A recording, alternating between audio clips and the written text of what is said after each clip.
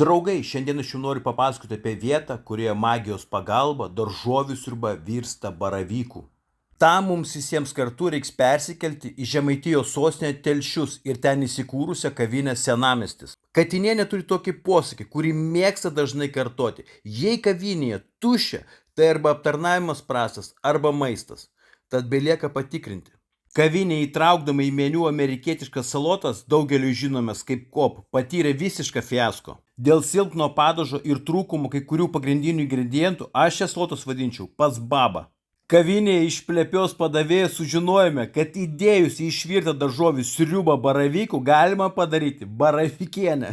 Bet čia spėju bus įdėję tik baravykų miltelių. Paltus apliejęs glitnus ir maksimaliai saldus padažas visai bandė paslėpti akivaizdžiai perkeptą žuvį.